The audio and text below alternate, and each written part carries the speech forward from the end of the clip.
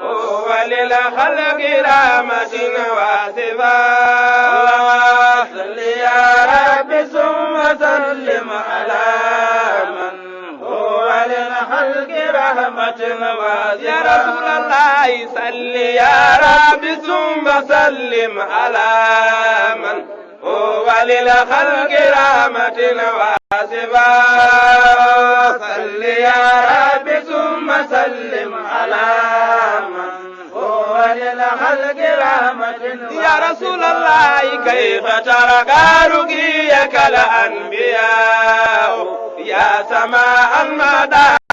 السلام عليكم ورحمة الله وبركاته. بسم الله الرحمن الرحيم. الحمد لله رب العالمين.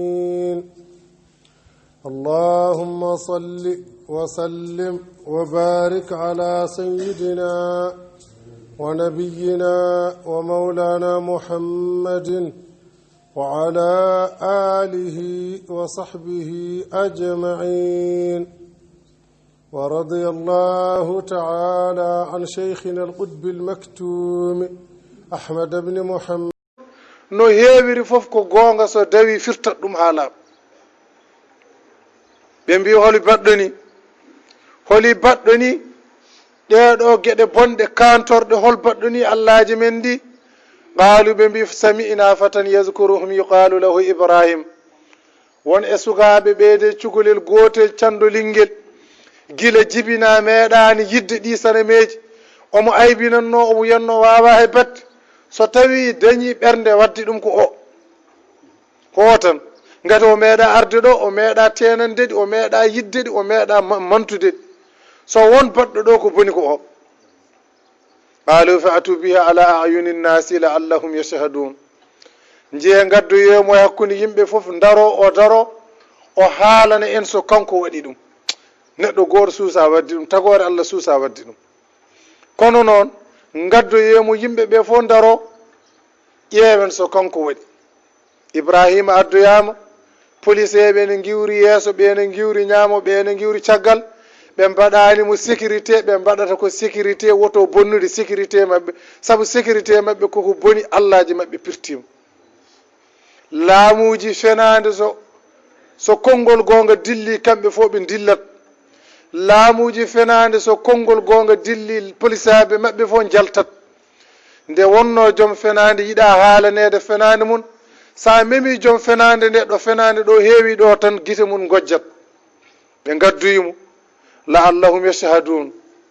qaalu ɓe mbimo a anta faalta haha bi alihatina ya ibrahim mbele ko an waɗiri ni sanameji amen ɗi?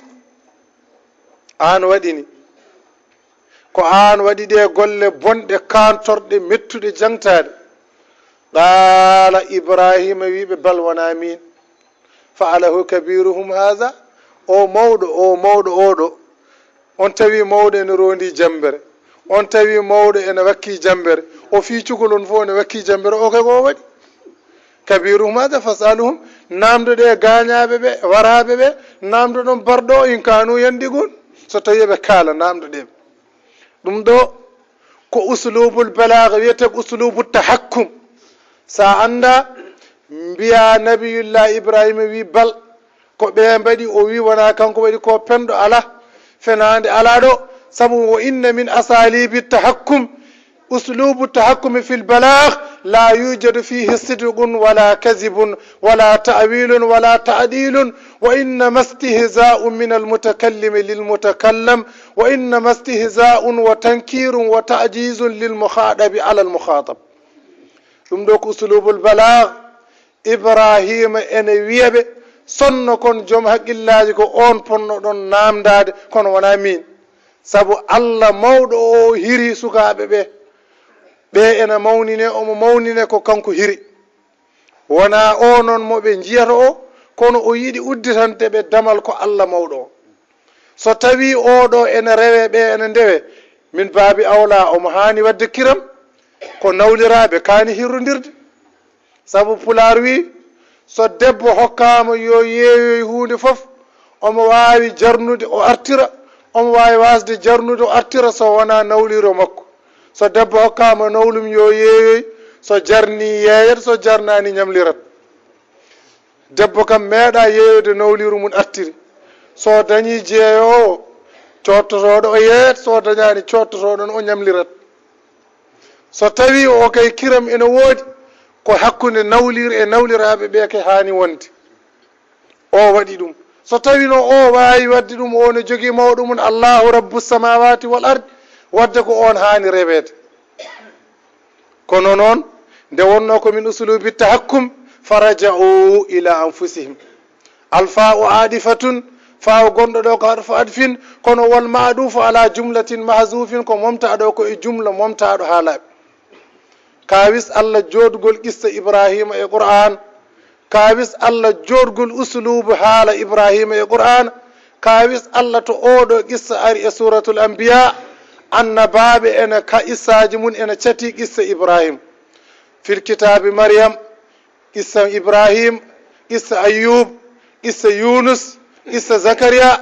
ɗiɗo qissaji fof qissa ibrahima ene lombi e nder majji kawis oɗo qissa.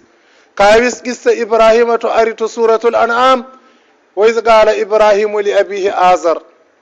nde wonno inde nabiyullahi ibrahim jangtama e nder qur'ana laabi 60 e laabi 9.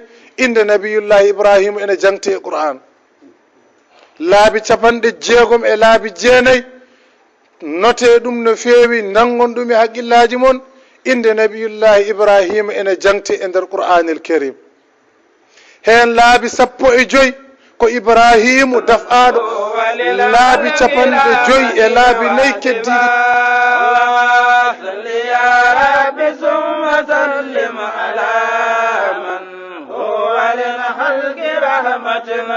يا رسول الله صل يا رب ثم سلم على من هو للخلق رحمة واسبا. صل يا رب ثم سلم على من هو للخلق رحمة. يا رسول الله كيف ترك رقيك الأنبياء يا سماء المدى. السلام عليكم ورحمة الله وبركاته. بسم الله الرحمن الرحيم. الحمد لله رب العالمين. اللهم صل وسلم وبارك على سيدنا ونبينا ومولانا محمد وعلى آله وصحبه أجمعين. ورضي الله تعالى عن شيخنا القطب المكتوم أحمد بن محمد